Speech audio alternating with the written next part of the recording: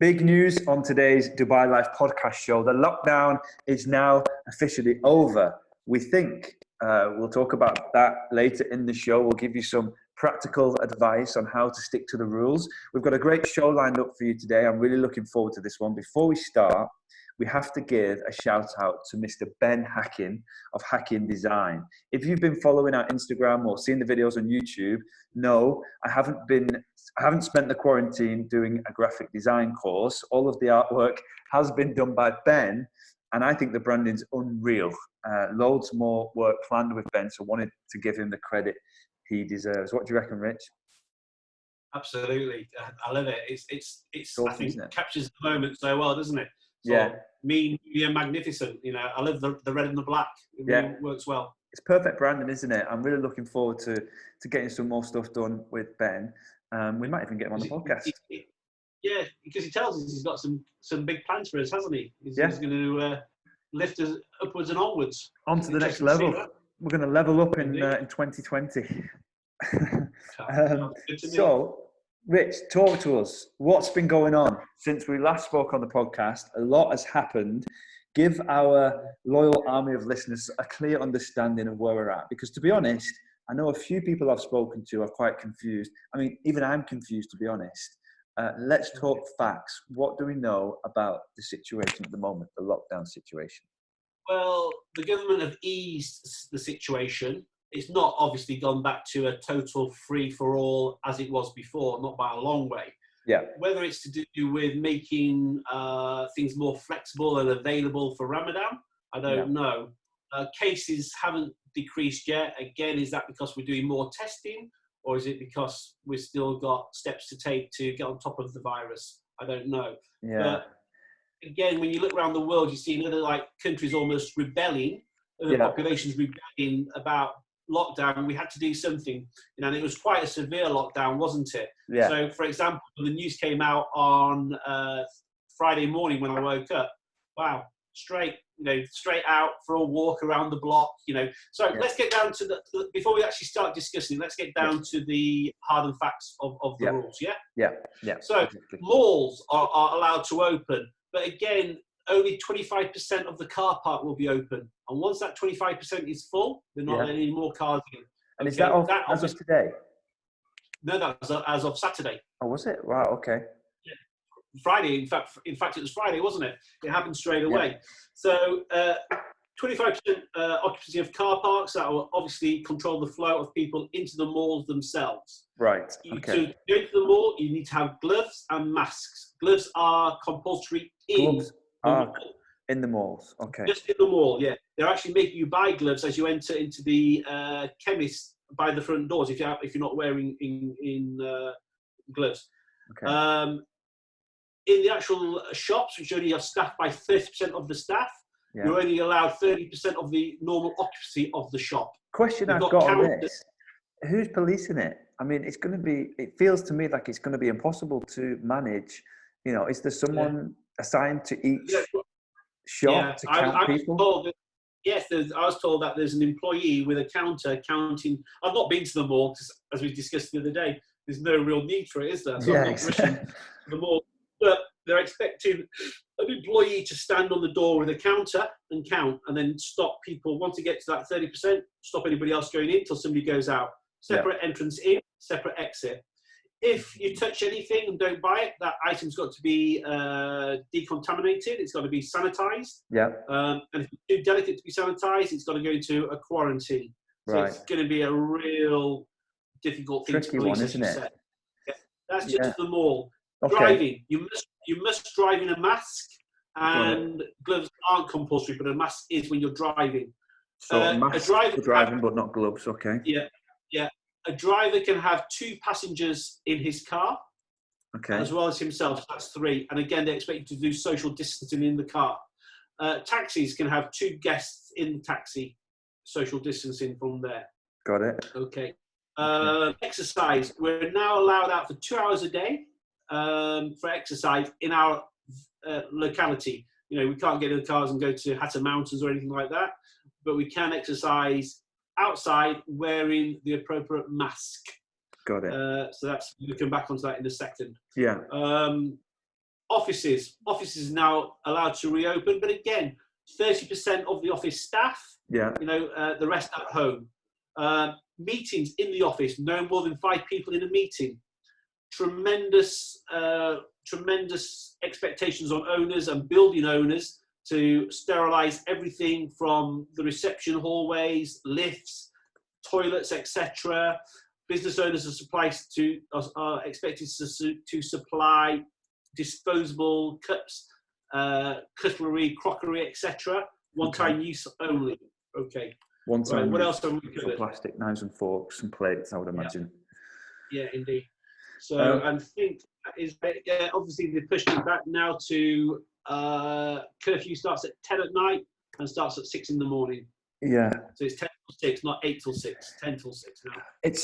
It's crazy for me. I'm the reason that I'm mainly confused about this whole thing, and I was shocked, to be honest, on Friday morning when I heard the news. I was really shocked because we've been saying on this show for a while now that we would imagine that the lockdown would continue throughout Ramadan because it's a big social occasion and it's going to attract a lot of gatherings. I was shocked because when we started the lockdown, the cases, I believe, you can jump in if I'm wrong, but I believe there were less than 1,000 cases in Dubai. Now, I know they've been heavily testing, more so than most cities around the world. I think we're probably the most tested country in the world per capita. But cases are now 9,800, and I wrote it down, 9,813, 71 deaths. They're at the highest point, and the numbers are going up by the highest point day by day. So it just seems amazing to me that we've chosen this time for the lockdown to be lifted. I know it's not a complete lift. Do you think it's due to the Ramadan effect? I mean, I know that we can't, go on in lockdown forever. Businesses need to operate. People need to get out there. But yeah, it was a surprise for me.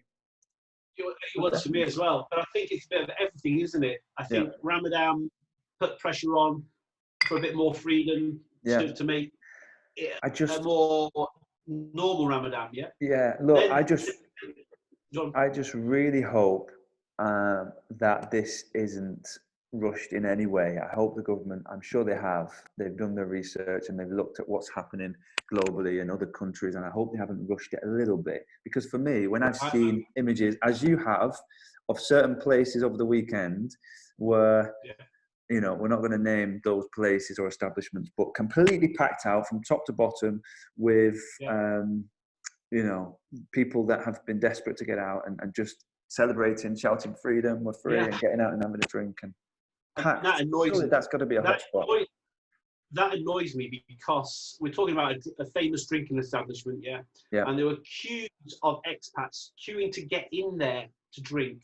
Are we really that desperate? So again, the government were going to allow us some freedoms if we could look after ourselves and monitor ourselves and behave. And within 3 or 4 hours, we've proved we can't. I mean, just in my little area here in Jumeirah, where I went for my walk, I was walking with my mask, but I must have walked past 3 or 4 people, which isn't a lot because I'm in a very quiet residential area. But 3 or 4 of them weren't wearing a mask. God knows what it's like in Marina. But you've got to be sensible. There's another wave hitting China apparently. There's another city in China gone onto lockdown. Look at the USA. The USA said about 3 or 4 weeks ago, with a bit of luck, the worst case figures will be 60,000 deaths by mid-August. They're going to go through 60,000 deaths in the next 3 or 4 days, not even out of April. And again, it's just absolute craziness. And it's that mentality, isn't it? It won't happen to me. It won't get me. And they were jam-packed. How the management of that place allowed that to happen? I know. Wow. Apparently, they've had the license revoked now, and they've got a major fine as well. But I think that was the catalyst for the government to turn around and say, right, no alcohol sales now in hotels, clubs, or pubs for the entirety of Ramadan. You can still get alcohol. Nowhere. What? Nothing. You can't go for a drink now. Let's be clear. You can't go out for a drink. Okay. No alcohols now for sale in the month of Ramadan. This is how it was about 4 years ago, if I remember right. 4 or 5 years ago, it was like that. For the last 3 years, to try and get Dubai tourism up and running, again, of course, expect to be able to drink moderately, I hope, on their holidays. But to get that running, things seem to get more relaxed. But I think obviously it's Ramadan. We've got to be respectful, which brings me on to another point in a minute. But just that craziness that we saw on Friday when people, we're out, let's go to the pub, yes. Absolutely madness. And again, that silly mentality. I read about it, but it won't happen to me. Oh, please, come on, let's be sensible about this indeed. And again, we're in Ramadan. So I know there's been a bit of a cry out on Facebook. I think where you are, a lady got fined for running in a running vest and shorts. Yeah, I saw that. For not showing respect to Ramadan. Come on, it's Ramadan. Yeah. I know we've got a little bit of freedom, but show respect. We chose and picked to come and live in the United Arab Emirates. Yeah, that's a very good point. So let's show respect to the country that we chose, knowing full well that it's a Muslim society. Yeah. And show respect. I mean, it's a very tolerant place, but even so, a little bit of common sense would have stopped this happening. So again, if I was Sheikh Mohammed, I'd be sitting there looking at all the fools trying to push their way into drinking establishments on the weekend. I'd be looking at people who obviously are educated to get a good job in Dubai. Yeah. I'm thinking, wait a minute, what's going on here? Yeah. I'm gonna put my foot down here a bit harder. Yeah. But overall, I'm quite worried, Liam, and I know you are, because I don't think we're over it by a long way, and I think this might cause another spike. I just don't. I don't see how it can't. I don't see how. Now if we have almost 10,000 cases confirmed, those 10,000 people have been out for the last perhaps even 2 weeks. They could have been out, and every person that they've spoke to, if they've been on construction sites, if they've been working, if they've been in taxis, they're going to have passed it to other people, and the virus is not going anywhere. We know that. Even with the lockdown, the virus was still growing, and now I just hope that this doesn't extend this situation for any longer than we have to. As an economy, we cannot afford to go through another 4 to 6 weeks of a total lockdown that we've just gone through. Can you imagine that? Yeah, we need to be able to get out there now, and people need to be able to make money, and I appreciate that. But I think, careful measures. You and I, isn't it? And let's face it, it's affecting you and I. I mean, our incomes, we're still doing deals as best we can, but it's nowhere near in the same legal level that we were doing before the lockdown. But, which we've taken it on board for what it is. Sometimes there's more important things than deals or money. It's health, and it's health of a nation, health of the world. And, there's 45,000 deaths already in the USA, and you see the beaches packed out. You see armed protesters in the streets marching through various states saying "Free the states." What is going on? It just shows you, doesn't it? People won't help themselves unless it's made. The only way to control people is with the law. It's just madness. Like I said, the first few days when people were told that they couldn't go to the office, it was like a holiday in the marina. I've never seen as many people out walking and jogging and walking the kids around, walking the dogs. It's madness, isn't it? I think it's going to be, it's certainly not interesting, but it's going to be an eye-opener to see what happens over the next few weeks during Ramadan. Again, I just urge everybody at the minute, keep living the way we have been living over the last few weeks. Don't go out unless you really have to. And just sit back and listen to us, guys, and just see what happens. Don't risk. I've lost members of my family to this. And it's no joke. It does happen to you. It can happen to you. So it can just happen be to anybody. sensible. It can happen to absolutely anybody. So also we've seen that the metro is now open today. Parking fines are also started to be issued again. So it does seem, like things are, back up and trying to slowly get back to normality. I just hope that it's, controlled and measured. A little bit of a rant out of the way. Richard, any positives, anything to report from your end? You've just been on another podcast, I believe. How did that go? Yeah, very good. Yeah, I was just seeing the virtues of how to stand your rental property out from the crowd in this day and age. Very good. With our colleague Lloyd, who's a good guy. Lloyd's a good guy. He's been on the show before, one of the early episodes. Good. He's a good guy. So that's that. So anyway, come on. I don't really have too much else to talk about apart from getting back to our dream scenario of what would we buy. What level are we going to talk today, Liam? Let's go back to Dreamland, Richard. And let's talk about what we would love to ideally buy in Dubai. So last week we did 3 million dirhams. Week before that we did 1 million, or the episode before that we did 1 million. This week, or this episode, we're talking about 5 million dirhams and above. I got it a little bit wrong. I've been thinking about 5 million dirhams, so I've limited myself a little bit. But I went with, I might have to change my opinion now if I'm going up to 10 million. But for 5 million, I've been doing a little bit of research, and I would have to say I'd like to experience the managed hotel service department vibe in the Address Skyview. Okay. So a 3-bedroom in the Address Skyview with all of the amenities of the Address, 2,200 square feet, 3 bedrooms, 4 bathrooms, an incredible view, as you would imagine. Location, right in the center, everything going on around you. You've got that city buzz and that city vibe, restaurants, bars, everything. Sounds like a dream to me, concierge service. You've got the spa there as well, an amazing gym. So that's what I'd be looking at for 5 million. If I was going up to more a 10 million dirham range, I'd be thinking about adding another million on top out my own pocket and getting a 3-bedroom in the One Palm. That's what I'd say for 11 million. Nice. How about you? Tell me about the One Palm. I know it's by Omniat, and I know it's world-class architectural design. Yeah. And I know it's been delayed as well, like most things are in Dubai. They've had 1 or 2 issues, but I do understand it's getting quite close now, isn't it? The One Palm is scheduled for the end of the year. That was pre-Corona lockdown and pre-virus situation.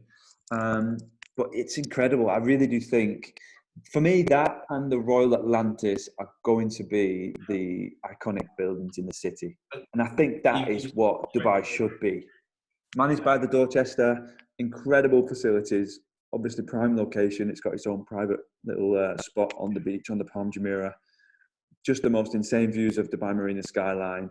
They've got a private jetty, restaurants, concierge service. Yeah, I mean, have you been in recently? No, not recently, no, I haven't. And as I say, last I saw it was a bit of a building site quite a while ago. It still is, but you walk through the lobby now, and just the height and the grand entrance of the lobby, it's like an amazing hotel, but it's not. There's only apartments there. It's going to be, it's going to be the best. Very private and very exclusive. I can't wait to see the building once it's finished. Yeah, no, and again, you've picked two of my projects for later discussion. Thank you for that. You've taken the wind out of my sail. Exactly. And you used the word iconic on both the Atlantis and the One. They are the design, the architecture, it stands it out. It's just so avant-garde and like fresh and different, isn't it? Combined with the quality that discerning buyers now expect. So exactly. Good chat. The One was my apartment pick, if you like, or penthouse pick for around the 10 million mark. Oh, okay. Stole it from you. A little bit. No worries. Villa-wise, I was thinking you can start getting something very, very nice in District 1 for about 10, 11 million as well. Yeah. And District 1's got some good shouts. Well, I tell you what, Richard, you hold it there because we've now got Andy about to join us. So we're going to have to hold that one. You're going to get Richard's answer in the next episode. But first, let me bring Andy into the room. Let's have a chat with Andy. Okay.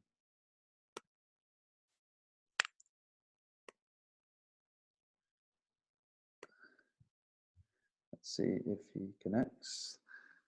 Always takes a bit of a lag when we invite guests on. Hello, can you hear us, Andy? Are you there?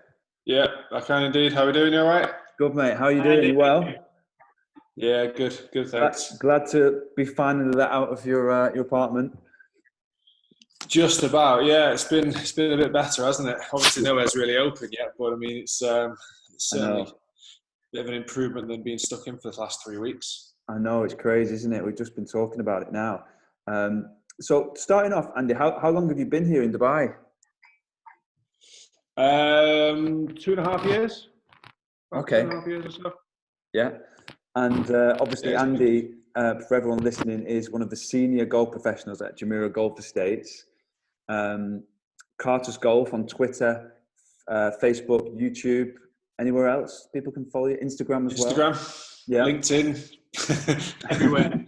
everywhere. Wherever you can find it, I'm there. Perfect, love that. Where did you come from, Andy? Whereabouts are you from in the UK? I'm from Manchester originally. Oh, nice one. So, yeah, I moved here from Manchester. I was in Manchester for the 5 years before, and then I actually lived in Dublin as well for 5 years. Oh, nice. Cool. So, yeah, I was teaching out in Dublin for 5 years, back to Manchester for 5, and then eventually I found the sunshine. Cool. Why not? And, So, how's life? Are you enjoying Dubai? Yeah, I love it. Obviously, in my job, we're outdoors pretty much all of the time. The facility we've got down at Jumeirah Golf Estates is incredible. It's huge. So being outside all day, on your feet, sun on your back, yeah, it's not bad, to be fair. It's long days. It's obviously not easy, but I mean, it's certainly a lot easier than sitting in the driving range of Manchester listening to the rain smash against the roof for 12 hours. So obviously a golf professional now. How did you first get into golf? What was your lead into golf? Was it usually it's always the dad, isn't it? Did your dad play golf? Is that how you got into it? Or no? Funnily enough, no one in my family plays golf. I'm literally the only person that plays golf. I've always been football. So I've grown up playing football, obviously dreaming of playing for Man United and all of that. Realised I was absolutely nowhere near the level. One of my mates just said to me one day, "Let's go. Do you want to go and play golf?" And it was that kind of thinking. You kind of hear it from everybody. That same reaction is, "Why would I want to go and play golf? It's an old man's sport." Yeah. Like, why would I do that? But then at 12 years old, I must be old now, 13 years old, went and played. One of those, just got the bug. You hit a couple of good shots. You move into some junior coaching and then some individual. And where did you play? Where was your first course? Better. First golf course was Davy Hume Park golf course in Manchester. Nice. Have you played it? Yeah. Yeah, I played it. I'm a massive golf geek. I was pretty similar to you. No one else in my family played golf, and I was sat. I remember it was my sister's, I think, 6th birthday. And I was 12, 13 at the time, and I was watching the Open. And before that, I'd always thought it was an old man, boring sport. And it was the year Ernie Els won. I think it was 2002. It was the year he won at Turnberry, I think. No, Muirfield. And I watched the last 9. I just got hooked. Said to my mum, like, "Can I go golf? Can I try golf tomorrow?" And she got me a lesson in straight away at Hay Hall in Wigan. Yep. And then I was hooked ever since. Yeah. Yeah, it does that. It does that to you. You could literally have you get 100 golf balls. You could hit 98 terribly, 2 decent. You want to come back the next day and try again. Yeah, it's just that one, isn't it? I love golf, but I'm shocking. But I go out once every 6 months and can't understand why I can't go round in less than 100. There's one shot per round that leaves me standing in concrete for about 30 seconds until I kicked off the tee, because it's just the one shot that will bring you back for more, and it makes you dream, makes you aspire. Think, do you know what? I could have been a golf pro.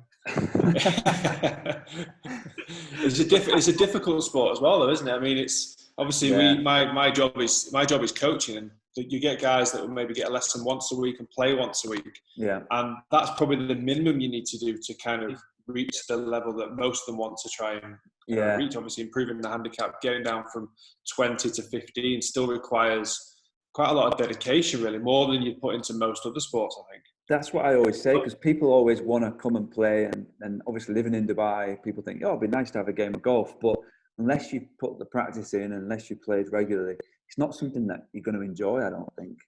It's not like any other sport, perhaps, like, I don't know, darts or snooker or even football. I'll come in as a hacker. No, it's not. I mean, we've got the best course in the world, we've got the best weather, certainly in the winter months, etc. But, it's a relatively expensive sport to play, isn't it? And, if you're not half decent, you might as well just set fire to, 500, 1,000 dirhams and watch it go up in smoke. I mean, I came from a cricket background, so I thought, golf would be quite easy. It's so infuriating. But I love it, though. I mean, as we said earlier, just that one shot per round, and you want to come back for more. But, as Andy said, you've got to have at least once or twice a week rounds of golf or lessons to get anywhere decent at it. Yeah. There is. You have got the players that you've got. I mean, I'm not against it at all. You've got players that probably never have a golf lesson in their life, but if they go and practice every single day, or let's say 5 times a week, or play twice a week and practice 3 times a week, they will get better because you're just getting better at what you already know. So I wouldn't. Some people love to have a golf lesson every week, or maybe some of them twice a week. Some will never have a golf lesson, and there's no right or wrong way of doing it either. It's just one of those games that you just need to, if you want to get better at it, you just need to go and do it 2 or 3 times a week consistently to figure it out. So did you progress at quite a rapid rate from when you first started? Were you all in, or were you still kind of half football, half golf, not really taking it seriously? I was still always football until I even went to, when I was 16, I think I was still off 10, 12 handicaps, nowhere near county level. I then went to golf college at 16, which was just up the road in Preston. Yeah. And I was there, Mysco, yeah. So that was a good 5 years. I'm not sure it was much golf play, but it was a good 5 years. I had a little spell at Mysco. I went to Preston, so I went to UClan, and it's linked with Mysco. Yeah. So I did the. That's right. I know Rick and the guys, and I did the tour where they play the tournaments all over, and then they have the where is it now? Portugal. So they have the few days in Portugal to finish off the tour. That was really good. Really enjoyed that. Yeah, it was. It was a good time. I mean, 16 to still obviously quite immature. 16 to 18, you're not really taking it. You're not really thinking of a career. Well, certainly I wasn't anyway. Even when I left uni at 21, my handicap was still 4. Wasn't kind of. And I just actually came out of uni just thinking, I just can't bother with golf anymore. I don't want to do it. Yeah. Took a year out. Went working with my dad, who was like fitting bathrooms and plumbing. Did that for a year. Enjoyed it, but then I thought actually I'm probably better at golf. And I literally got messed up. I just put everything into it for probably for a full summer. I put everything back into it. Got down from 4 to scratch in about 2 months. Nice. Just absolutely just had it. What was what did you find the gap was between 4 and scratch? Because I was pretty the same. I think I went from 4 or 5 to scratch in a season. And for me, it was a little bit more on the mental side. So I started to read Bob Rotella and just focus on more of the positives and just thinking about my subconscious and what I was telling myself. And it completely changed my game. I couldn't believe it. What was it for you? Was it just the time you were putting into it, or? For me, it was always. I always had like a fear of shooting under par. If I even got close to under par, I would go like nerves, ridiculous, embarrassing. Yeah. And I remember one of my mates always saying to me, "Once you do it once, you'll be fine." And because it took me so long to do it, and I actually I believed everything he said. Like, once you do it once, you'll be fine. And when I did it, I think one of the times I birdied 5 of the last 6 to shoot 1 under. Oh wow! And then from there, it just opened the floodgates. I could just go out and shoot 1 or 2 under par every single time. It's amazing. At that level, it's so much mental because you probably didn't change anything technically. It's just that belief, and you get used to being under par, and you feel comfortable. It's weird. It's like it's very much like anything else in life, though, isn't it? You just the more you expect it, and you feel comfortable in it, the more you do it. It is. It's really. I remember I used to be walking down the 10th fairway writing my speech. Like, I thinking I've got it, and then suddenly you go double, and you're almost in tears. Yeah. Like, it was just that as a kid growing up, it's a big learning curve. But I'm so out of practice now. I'd probably be the same. If I'm 1 under par after 9, I'm probably writing my speech on the 10th. But it's just about habits. It's about I got into a habit of shooting under par, and then obviously with the way the handicap system works in the UK, I think one of the days, Mere Golf Club, I shot 1 under par. Yeah.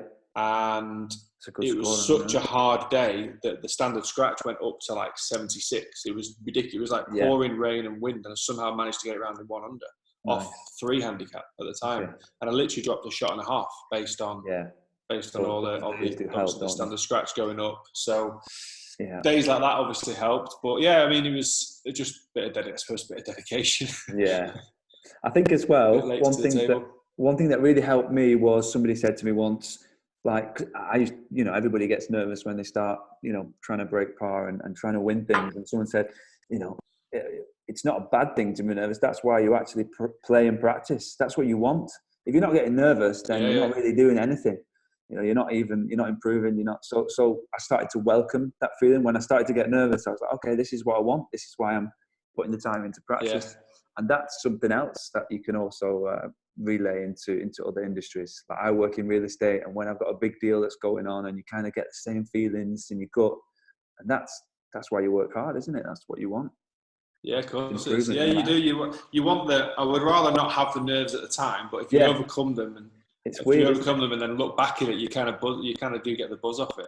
Yeah, exactly. It is, but the way it affects you, especially in sport as well, is crazy. Like you notice it, you don't really notice it at the time. Yeah. I got through once to. That's sport, though, isn't it? All professional sportsmen are on a pretty much level par of skills, but what sets out the champions is what's in the head. Yeah. We're all trained. Well, back in the day, we're all trained athletes. We're all good at what we do. But to be a winner, it's what goes in between the ears. That's the only thing that brings out. So listen to Andy there. Some good points. Yeah. Go on, Andy. You were saying you were playing in the tournament. No, just one time. I think I used to enter the. I always wanted to play in the Open. Yeah. That was always probably still is the dream, but you can't really do it from Dubai. And I went to Open qualifying once, and I had one of my mates on the bag, caddy. I never really had a caddy before, and we know, you kind of know in the back of your mind, if you shoot one over par, you'll either be in a playoff or you'll get through to the next stage. And I'm one under with about 6 to play. Where were you playing at? So which course was it? West Lancs. West Lancs, yeah. West Lancs, and it's a hard golf course. Yeah. And to be fair, I'm riding my luck all the way around. It's one of those days where I'm holding 20 footers for pars and don't quite know how or why the ball's going in the hole, but it just keeps going in. And you get to 16, and I've had an absolute shocker. I'm chopping it all the way up there, and I've held a 30-footer downhill left to right for the par. And if it misses, I'm probably 2 foot in from where it's finished. It's probably making double. Yeah. So some days you kind of just know it's going to be all right. Yeah. I mean, at 18th tee, I've hit it 100 yards left off the tee just to try and avoid water that's not really water down the right hand side. It's it is the mental side of it is bloody scary. I know. It is, and if you think of that, and I think of that level, I'm thinking I'm nowhere near even playing in the Open. This is 2 levels down. Yeah. And there's no one in the field where he's amazing. Yeah. And then I got through that stage. I did win it in the end. I managed to hold on for 1 under, and then got into the next stage. And we had Colin Montgomery in there. Colin Montgomery. It was the year of the Open at Troon. Okay. So when it's actually when Monty got through in 3rd place that day, top 3 qualified for the Open. And I remember walking off the first 18, 36 holer, and walking off the first 18. The leader shot 10 under par first round. Yeah, so those scores are mad in the last qualifying. Up in Scotland, I shot 7 over. I was out of it, gone. Yeah. The guy beat me by a shot a hole. Wow. And it's just like it's just like the level is unbelievable. The jump is unbelievable. I think to get through, I know it can be done. I think you can have your day and you can get through. I know one of the guys at Hay Hall, Craig Corrigan. I think he's played in the Open once or twice. Yeah, I know Craig. I played with Craig. He's really good, isn't he? Yeah, Craig's solid. He is. And a good friend of mine, Reece Cranfield, a bit younger than us. He almost got through. He was leading the final stage of qualifying at Hillside, going into the last round, and we all thought he was going to do it. So I think he was 4 under after the first round. But yeah, it's good though, the Open, because you can do it. You just got to obviously have your day on the final qualifying. Yeah, I think it depends on the type of player as well. For me, I'd rather turn up and the wind just be going sideways and rain, because I kind of just survive and get through. 75% are gone. Yeah. If I turn up on a mild sunny day, I know that I've gone, because I ain't shooting 6 under par. I could get it round in level par on a windy day, but on a flat calm day, I won't shoot crazy 6, 7 under par. I know what you mean. It depends on your game as well. Exactly, yeah. My claim to fame, I won the Ashton Trophy at St Anne's Old Links when I was about 21, and I think I shot level 1 over, and that was one of those days. It was just blowing a gale. It was really tough. managed to win that. But if it would have been a calm day, I mean, you can shoot the lights out at St Anne's. You know, some scores. Yeah, you can. Yeah. So quality golf course. So. Yeah, I love it. Right. So, what was your first job in golf? So you got to like 21, finished working for your dad, focused on golf, got your handicap right down, and then, you know, what decided? How did you get into golf in a professional way? I guess you were working. You decided to do the course and do your PGA. Yeah. So there's obviously two ways you can go about being a pro. You can do the PGA route, the degree route, or you can do the plain route. So obviously for me it was the PGA degree route. Yeah. You have to do it in a golf club or a golf shop, working kind of 35 hours a week as you do like your distance learning from Birmingham Uni. I just didn't want to stay in Manchester. So actually I just started looking for jobs outside of Manchester. I got offered a job in Reading and I got offered a job in Dublin. Okay. So I just thought I'll go to Dublin. Tough choice. The choice I'd make there, for sure. Reading or Dublin. I'm off to Dublin. Yeah, it was mad. Yeah. To be fair, it was quite a change. It's like a little village, probably 45 minutes north of Dublin. Right. So being from Manchester, I'm from Trafford, so it's 20 minutes outside the city. So you think, you just jump in a taxi and you go. Yeah. I didn't see Dublin more than about 3 times in the space of 3 years because everyone in that Dublin, they just stay in their own little cities or little towns. It's like it was quite a bit of a culture shock. Yeah, basically, it's like a little culture shock. It was bizarre, but I mean, I don't regret it at all. Like Dublin was an unbelievable place. Yeah. I did 5 years there. So the PGA degree is 3 years. Yeah. So did 5 in the end. Did my 3 years. Got a move after about a year and a half to a place called the Island Golf Club, which is, I think, is in the top 15 top 20 in Great Britain and Ireland for a golf course. One of my clients knew the head pro. He was looking for a job. It was just pure fluke, but amazing. It was a massive change. Like the golf course was incredible. They played World Cup on there and stuff. Seriously, wow. So yeah, it's quality golf course. So I ended up staying there for 2 years after I qualified as well. Yeah, my boss was brilliant. Did a load of teaching, but then kind of just realised that teaching was the route I wanted to take. Yeah. So I'm good mates with a YouTuber, golf pro as well, Rick Shiels. Yeah. We went to college together. He's one of my best mates. We went to college together, and my old golf coach was now running a golf academy in Manchester, and Rick worked for him. So they both just said, like, if you want to come back, there's a job. So it's like this Trafford Golf Centre. It's the I think second largest now in Europe for balls hit, lessons given, and the size of the team of the pros. So it was a no-brainer, just full-time coaching. Yeah, and that's where the money is, I guess, for going from teaching in a club. Yeah, it is. It's the only. I think financially, it is the best.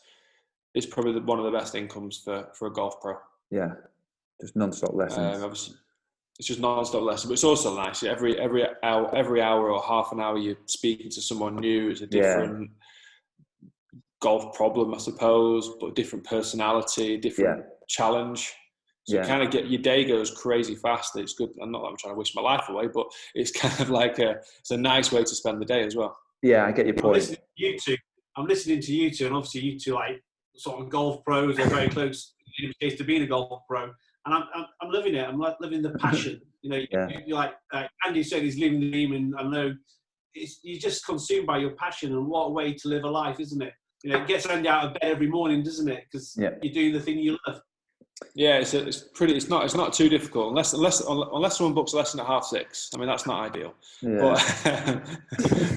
But got to schedule an afternoon nap then if you're getting up that early. I mean, yeah, exactly. I've got to try and replan my day if that guy books that lesson at 6:30. Where I kind of fell off where you decided to turn pro. I was at the point where I was off scratch, almost at +1. I was potentially considering it.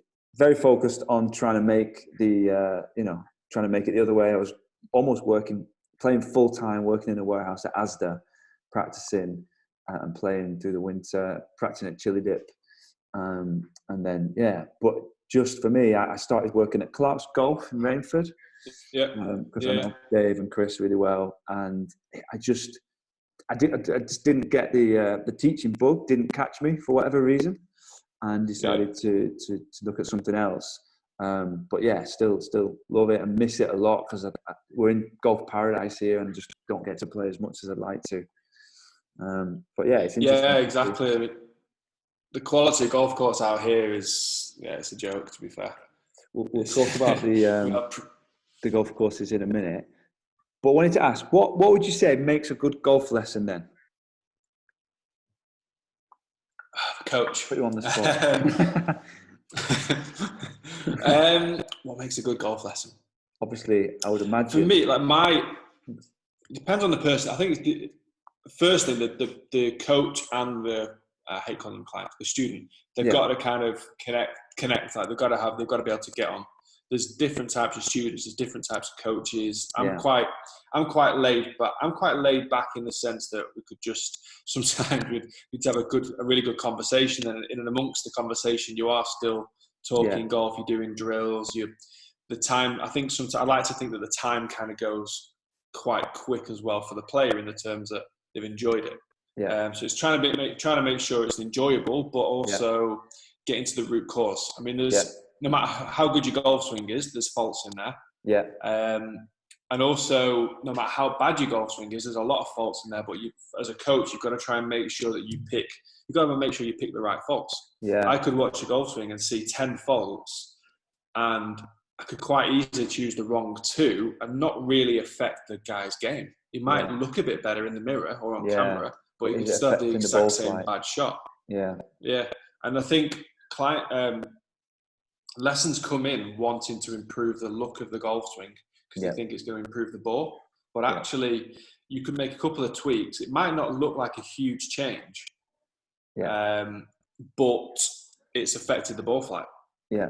And that's the most important thing. A lot of golfers are very obsessed with how it looks. They want to look like Rory. They want to look like Tiger. Yeah. No one wants to look like Jim Furyk, who's won about 20 million quid. Yeah, exactly.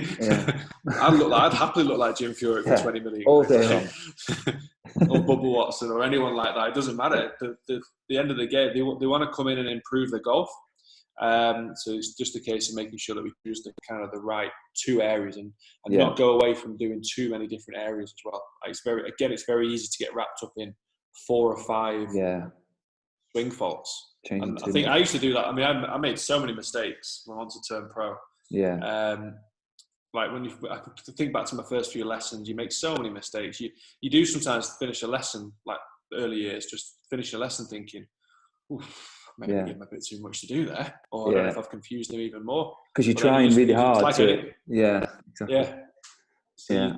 So I think over the years, less has become more. Yeah. But then obviously the most important thing is communication, which is probably the most important thing for any job. But communication and making sure they understand, because the golf swing is quite a complicated movement to do in 1 second.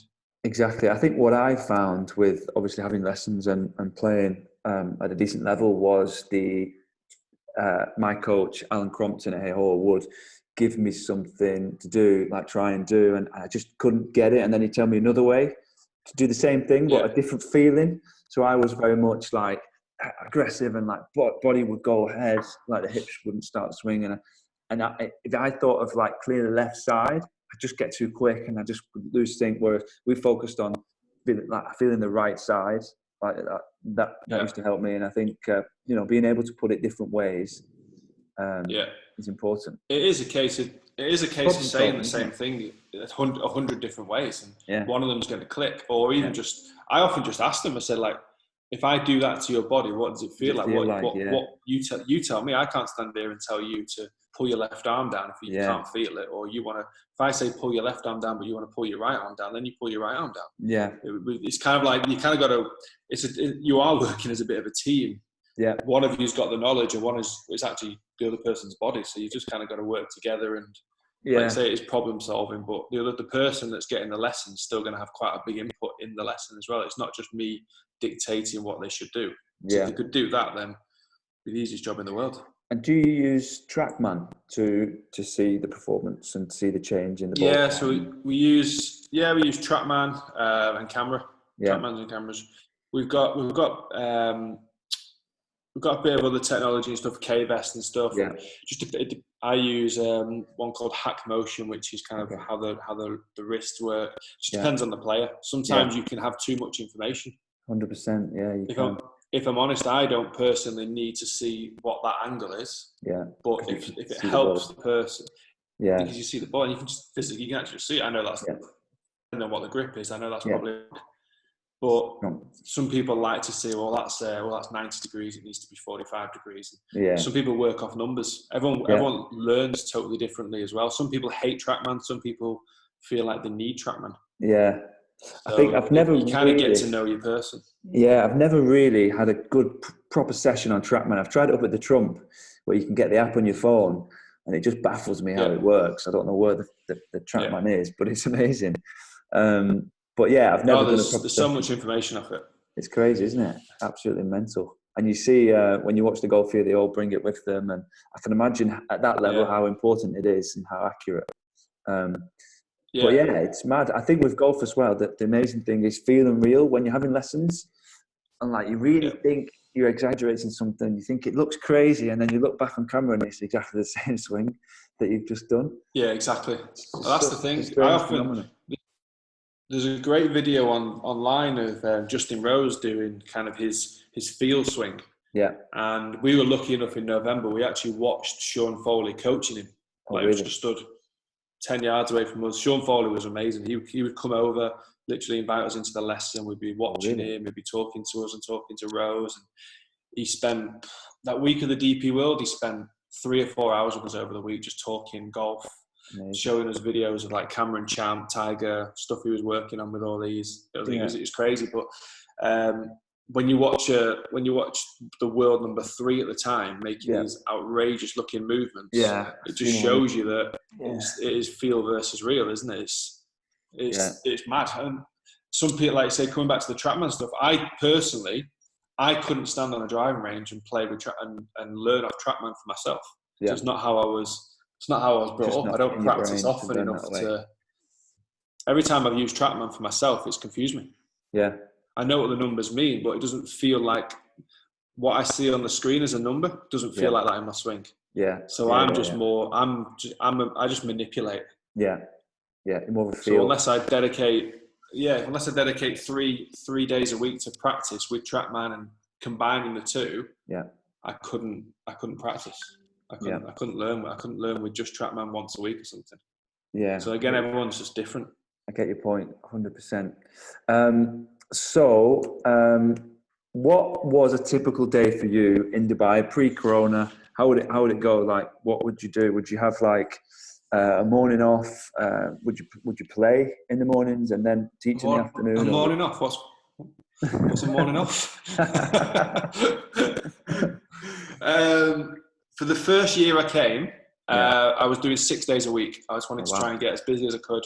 Yeah. I would take off a Monday. Like it was, I mean, work-wise was great, but obviously outside of Dubai, outside of the work life, it wasn't ideal. Yeah. As you know, there's quite a lot of things to do in Dubai. Yeah. So that wasn't ideal. But now I take 2 days off a week now. I'd say a typical day would be in the academy for 8 o'clock. Yeah. You would generally have lessons 8, 9, 10, 11, 12, lunch 1 till 2.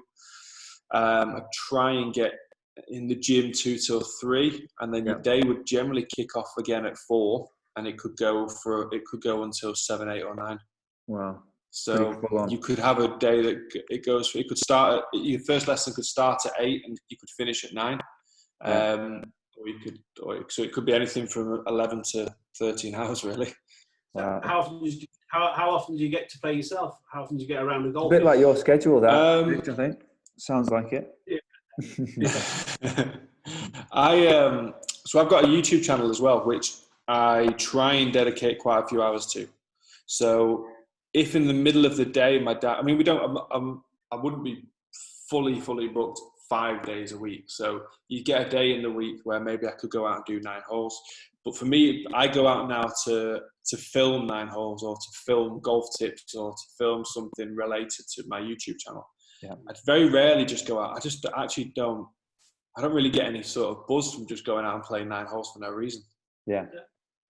I like going out in a playing lesson, or I like going out with clients, or I like going out with my mates. But I couldn't just say, I've got 2 hours, I'll go and play 9 holes, because it would just feel completely pointless. I need to be out there for a reason.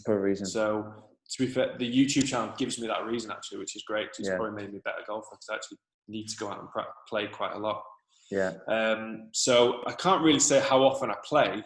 I just try and, even if I just go out and film 3 holes, film a 3-hole tuition video or something, it just kind of varies from week to week. But I'd say on average, if I can get 18 holes in a week, whether that's split over 5 days, is probably about right. Interesting. And you've got obviously great course there at Jumeirah Golf Estates to get out and enjoy. I was 2 great courses. Yeah, 2 great courses. I grew up like from the age of 12, 13, like obsessed with golf, and I'd always watch when they started playing at Jumeirah. I would watch it on TV, and then I joined as a member for a summer a few years ago, and I used to go up in the mornings on my own and play on that course, like up the 18th with all the amazing shots. It's a great course, isn't it? Yeah, it's incredible. I came on holiday here about 5 years ago. Yeah. I just started my YouTube channel, and I remember thinking, I've got 5,000 subscribers, I'll be able to get in free and all this thing. So I remember like emailing the GM and stuff like that. And I actually say to him, I remember now when I started work, I was like, remember when I emailed you about 4 years ago? They're like, no. I was like, no, you don't remember, because you never replied. But I came up on the Sunday with my girlfriend at the time, and we just, to think then 2 years later I'm working here wasn't even on the radar. We were literally just here on a holiday. Yeah. Andy, so tell me, Andy, you work at Jumeirah Golf Estates, you love the course there, but what other courses would you recommend in Dubai? So my favourite outside of the Earth course at Jumeirah is Creek. I love Creek. Really good test, difficult. It's different to the rest of them. It's a little bit tighter. The greens are smaller. The greens are more difficult to read with the putting. So the fact that it's more difficult, I shouldn't enjoy it more, but I do. I'm starting to enjoy more the Majlis. I actually never really liked it that much when I first came, but the more I play it, the more I enjoy it. Yeah. Outside that, I love going up to Abu Dhabi. Sad's incredible. Sadia, it's absolutely amazing. And Abu Dhabi National, I've only played it once actually, but I just absolutely loved it as well. And how about the opposite side of town, Al Zora? Al Zora is amazing. Yeah, I love Al Zora. Such good value as well for Dubai. Oh, your audio's good. Can you hear me? Hello? I can't hear you. Is that better? I can hear you. Andy, can you hear me? No, I can't hear you. None of us, neither. No. Well, there you go. Is the battery gone in your? Can you hear me? Yeah. We can hear you. Try. Hang on a minute. Let me type this out. Maybe the battery's gone. Type this out. 1 sec. That was me. Yeah. Technology's gone for a bit. My iPods just turned themselves off. Can you hear us now?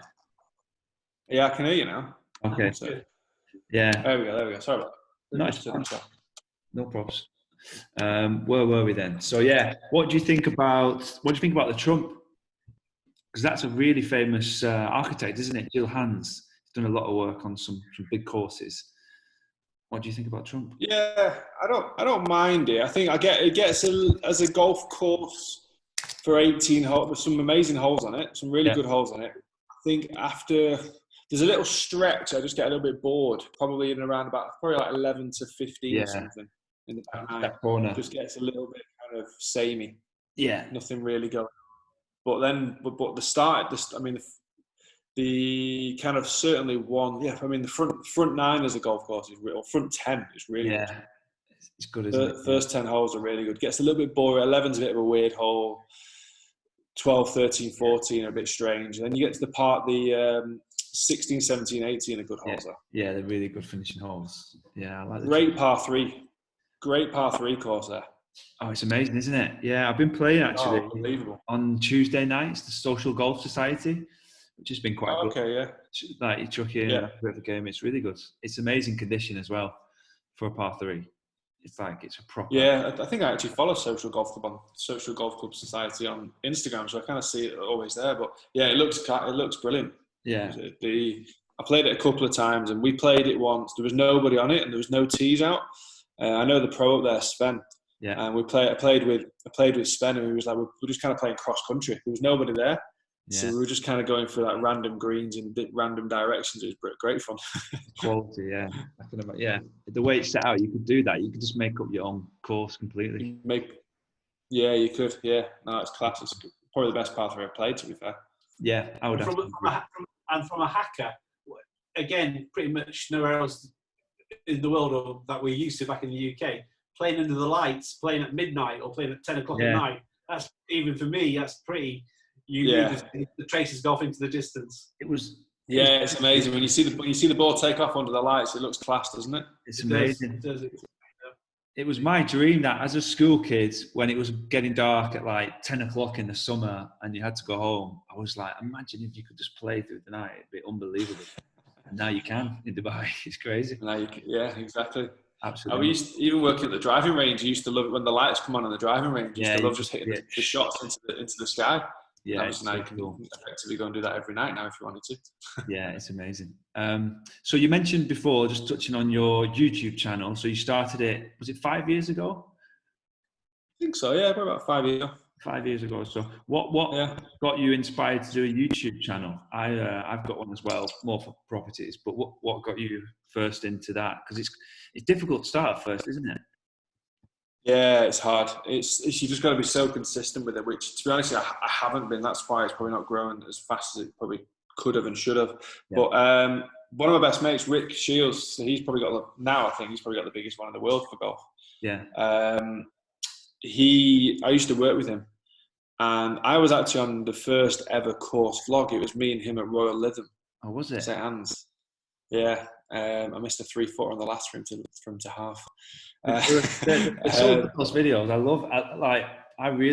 I used to watch them a lot, and it's such a simple idea. But when you're out playing with your mates, it's close and it's good competition. It's so entertaining, and literally just bringing that to people at home. Such a good idea. It was, it's good. It was good fun. So I remember the drive home. Rick said to me, he said, you should start a YouTube channel. Like, he was just kind of kicking off and he was just starting to get popular.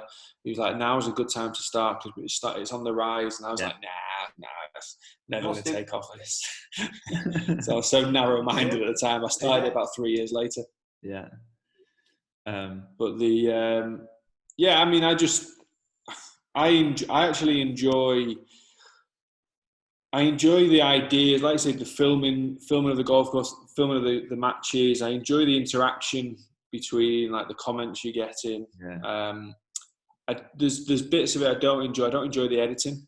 I know I'm not good at it. And I think this year from now, actually, I'm actually starting to pay someone now to do the editing for me. I mean, it doesn't make it's just an investment. Because at the moment, it doesn't even make me any money, so I'm not bothered about that really. Yeah. I just want the videos to look better. Yeah. But I do get a good buzz off. I kind of get that buzz of as soon as I release a video, I'm literally just sat there just refreshing it every hour. How many people have watched it? How many views have I got? How many likes have I got? It's an obsession. Yeah. So the only thing I've not been with it really is consistent. It's on about, I think we're on 20. I'm on 27,500 subscribers now. That's good. One of my mates who's been consistent the last 6 months, he's overtook me and he's now on like 40. So it just kind of shows how fast you can grow if you are consistent. So if you're gonna have a schedule, you've got to stick to a schedule. Otherwise, you just got to release good content consistently.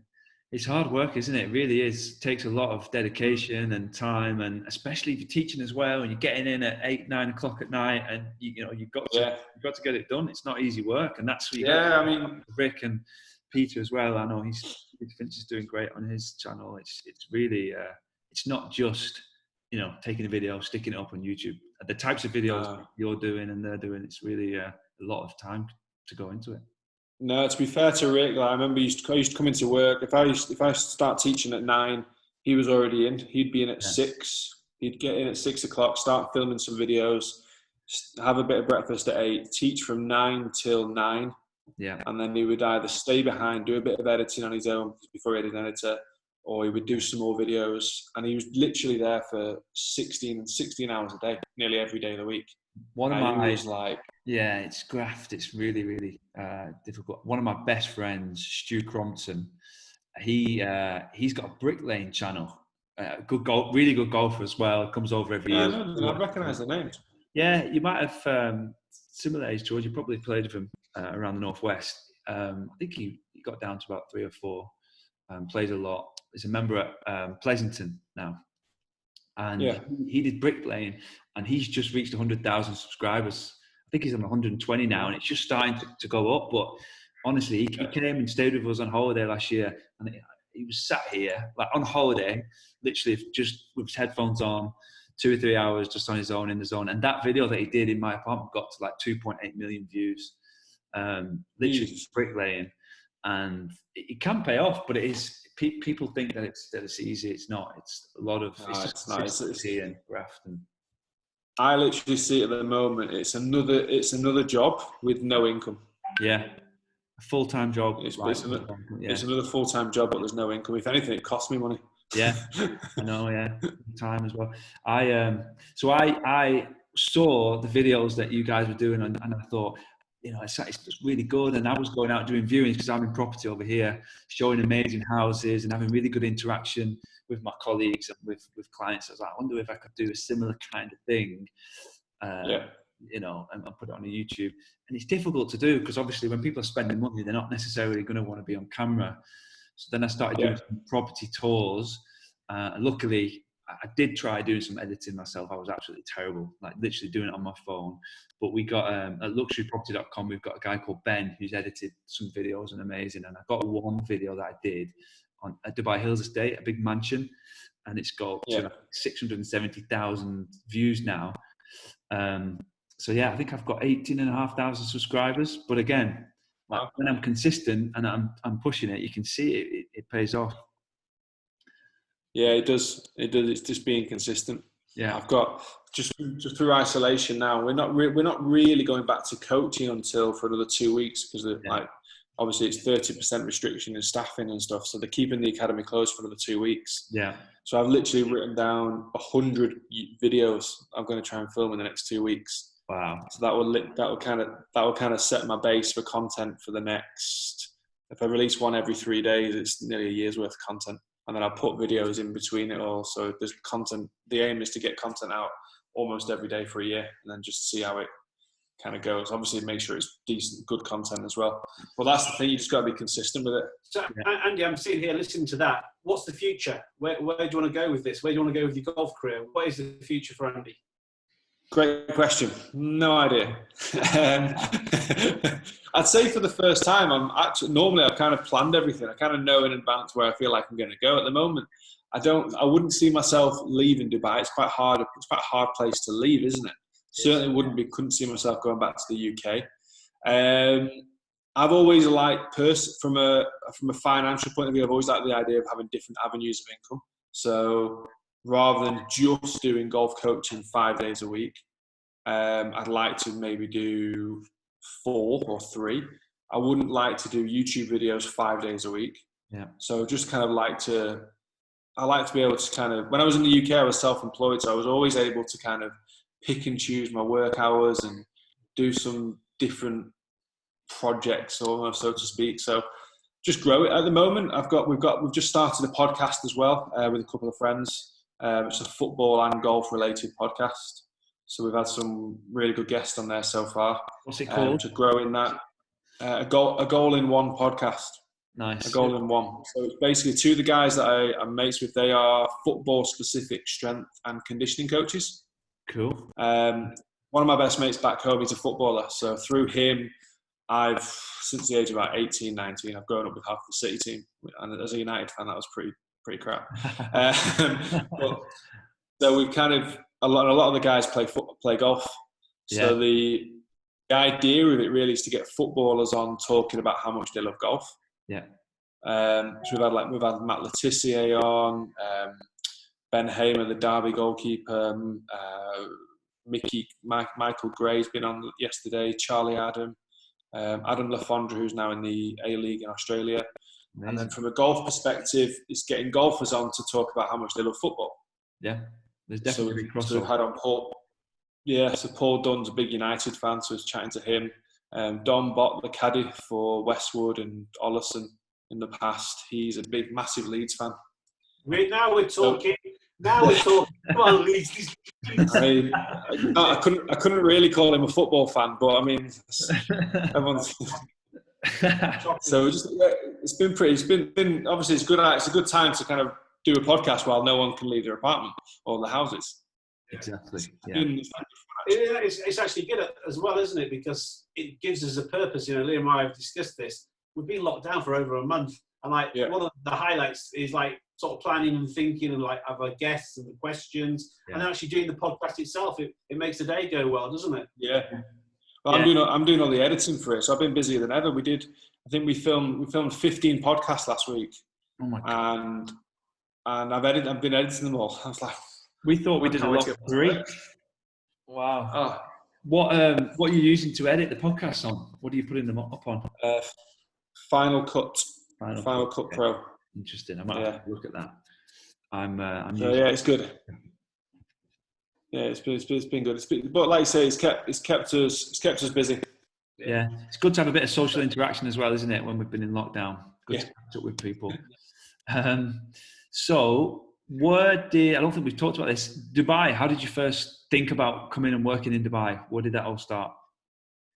My mate moved here about 12 years ago. Okay. And funnily enough, he always said to me, "Oh, you've got to come out. It's amazing for golf." Yeah. Because he's in real estate. He's been out here for about 12 years in real estate. He works for SFAS. Nice. And he came out and always said, come. I never came. And then he got married. So I came out for his wedding. So he'd already been out here 6-7 years at that point. And then I just absolutely fell in love with the place when I came out on holiday. Went back to the missus at the time and said, right, we're going on holiday to Dubai next year. Let's see if you like it. And she moved. She came here the first day we stayed on JBR. Yeah. We're walking down JBR and she just went, yeah. All right, let's do it. And I literally started writing emails that day. My first day here, we were here for a 10-day holiday. I started writing emails. I met the pro at the Creek. I met the pro at Trump, was it maybe? Yeah, Trump. Yeah. Started making some connections, some contacts. And then about a year later, I just got a phone call saying, would I be interested in coming to Jumeirah? I thought, yeah. Perfect, yeah, 100%. Sign me up. Quit that was like the end of October, and I was here by January. What a place to start. Perfect. So, dropped on. Yeah, I got lucky, really. And I mean, how long? It's always a difficult question, and no one really knows the answer. You mentioned before, you see yourself staying here for a long time. Yeah, I'm not one of those ones that says, 3 or 4 years, then it's time to go home. I don't believe in it's time to go home. It doesn't even make sense. Exactly. You go home when you go home when you have to go home, if that's the case. Or everyone's different. People, obviously, I've not got a wife and kids. I haven't got a family, so that's probably probably got a very different outlook to a lot of people in that respect. Yes. But again, Andy, what is it to go back to in the UK? Really, some of your profession, as you said, go back to the grey, the driving rain, the tax bills, etc. Yeah, exactly. No, come on. Your line of work, you're in heaven, aren't you? Here. Yeah, I mean, it's ideal. I think if I was ever going to leave here, the only place I could even imagine moving to would be like Spain or Portugal. Yeah. That would be the only place I could imagine. Tell me, because it's crossed my mind. 6 months of the year here, it's absolute perfection, or even 8 months. But what's it like? You don't go out in the summer months to play around. You don't go out in the middle of August. I mean, you can get some crazy good deals, can't you? But you've got to be crazy and mad to do it. I think this is where the psychology comes in. This is the mental side of it, because I would much rather go and play golf in that 50-degree heat than walk around with an umbrella and my waterproofs like this in December in Manchester. Yeah. So no matter where you go, there's going to be an off season due to weather. Yeah. So what off season for me, psychologically as well, even if I'm inside now and I'm looking outside, I know it's 50 degrees, at least it still looks nice. So I hope. What's your take? Are you mad as well like this? Yeah, I'm mad. I used to do a summer membership at different courses, and yeah, sometimes I do feel a bit mad. If you ever look on your phone, on your iPhone, it gives you the temperature and then it tells you what it feels like, takes into consideration humidity. And I remember once I was at Jumeirah Golf Estates, and I think it was in the 60s, and it was so humid. It was almost like I was on my own. There was no one on the course, and the guys came around in the buggy, and they were like, "Look, you should come off. You shouldn't really be out here in this weather." It was like madness. Like, yeah, just like a steam room. It's not that enjoyable. I think like 6 or 9 holes is plenty. Yeah, like that's 100%. 9 holes. 9 holes is my maximum for that time of year. But like I say, we still do lessons. We do half an hour lessons. We've got an indoor studio. A half an hour lesson, I think, is about your limit. I think once you get past half an hour, both you and the client are quite sweaty. You start losing a bit of concentration. It's just not as enjoyable. I think half an hour is fine. Yeah. So we actually are busy in summer. It's not as busy, obviously. We don't do group coaching or junior coaching, but from a one-to-one perspective, it's still quite busy. I can imagine people wanting to get the game in shape for when the winter starts. Yeah, exactly. So this is the Dubailife podcast. Give us an idea of your perfect day in Dubai. Put you on the spot a little bit. Obviously, you've been here 2.5 years, so I'd imagine you've tried a few nice places and things to do. What would you say is your perfect Dubai day? No work, free day off, do what you want. What's your perfect day look like? Funny enough, when I was mentioning it, just talking to my flatmate about this before we came on, because I was thinking there's kind of 3 perfect days in Dubai. Yeah. There's kind of that day where if you're not working, but my mates play golf, go to the golf club early, have breakfast, get onto the golf course, a few beers on the way around, bit of a laugh, and then you kind of finish for midday, 2 o'clock, something like that, and then kind of home, shower, change, and then go to a beach club.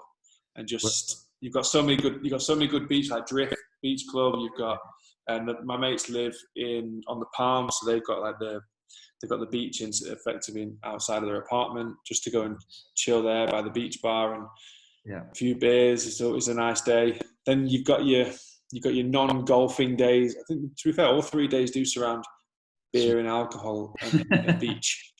To be honest, I can't seem to get away from it. But you've obviously got your brunch days, which are also good fun. What's your favourite brunch? Which brunch do you like going to? You're going to ask me that. Do you like? Feels like it's been so long. Do you like something? Do you like something lively with obviously a lot of booze, or do you like something like nice food, relaxed? More food experience as opposed to a real outrageous alcohol fuel dancing on the table. Asia's a really good balance of both. Yeah, I like Asia. It's great good food, good value on the brunch because the food's really nice. Yeah. But it's Asia. It's expensive for a normal meal. I always feel like I just don't get enough food when I go for a normal meal. It costs a bomb. But for the brunch, you can eat as much as you want. And yeah, exactly. That's a good. Yeah, it's good value. You get, I think it's 2 for 1 if you've got the entertainer. Yeah, there you go. You get a good serving of your drinks. The food's great.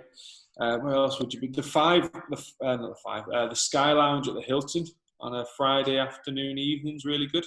Nice. So obviously, because it's quite high up, you've got the sunset up behind the unfinished wheel. Food's good. Drinks are good. It's good atmosphere. If you want to go a bit more rowdy, I don't think you can go wrong with Zero Gravity. It's always good fun. Yeah. I don't mind Zero Gravity. It's good fun. Yeah. There's so many different types of the tree house. Is it Taj Treehouse downtown? Yeah, that's always packed, isn't it? After a brunch. That's brilliant. That one. Yeah, that was one of the best ones I've been to be fair. Yeah, that's so we are quite fortunate for a place that's very expensive to eat and drink. Yeah, the brunch deals they're amazing. You don't have to go out and get paralytic. You can go and enjoy the food and the drinks. But I think that's how Dubai's changed, hasn't it? 5 years ago, or 2 years, 3 years ago, we're just beginning to be where we are now. So therefore, the entertainer and pretty much wherever you go now, if you're savvy, you can like get discounts and good deals, because it's the way of the world at the minute, isn't it? Dubai in particular. So you know, you can have some good times, but just be clever. Yeah, it's not as expensive as what people always say, I don't think. I think if you come in here on a holiday, it's a really expensive holiday. Yeah. But I think once you've been here for a couple of months, it's actually not that bad, because you know where to go on what days and what to use and what meal, what offers you can get in certain places. It kind of brings it back to UK prices. Yeah, it does. It does 100%. You can, you don't have to spend a fortune every night. Do you, what's your favourite delivery? Obviously, Dubai's famous for deliveries. What's your takeaway? What's your go-to? Can you hear me? Yeah, got you now. All right. What's your favourite? What's your go-to delivery? Your favourite takeaway? So many to choose from in Dubai. I've basically lived on Deliveroo for the last 4 weeks. You're not a cook, Andy. You're not a cook. I can't be bothered. I can't. What they cook it so much better than me. What's the point? Can't compete with Deliveroo. What's your standard? What do you like ordering? I don't mind a good Thai. Oh really? I had a nice Thai one last night. A nice Thai delivery last night. Where from? Honestly, yeah. Where'd you get that? Fusia Thai or something? Fusion. Deliveroo in jail. Fuchsia or something. I can't remember. Yeah. They're going in Business Bay, I think. There's one in JLT as well. It's really good. I'll have to try that. Really good. Thai. Cheaper than when you go shopping for one, it's quite expensive, so you might as well go and get Deliveroo. I agree. 100% agree. Well, on that note, we'll wrap things up. You got anything else, Rich? No, it's been really fascinating. Yeah. I've not joined into much. I've just been listening to you golf experts, geeks, nerds talk about golf. We enjoyed it. 100%. Well, Andy, just again, I know we mentioned it before, and I put your links in the description and whatnot, but where can people find you? So it's Carter's Golf, is that right? Yeah, so it's Carter's_golf on Instagram and Twitter and Facebook, and Carter's Golf on YouTube. And like I say, we've got a Goal in One podcast as well, which is also on Instagram and iTunes, Spotify, and all of the above. So we'll all log on to that and give you a rating.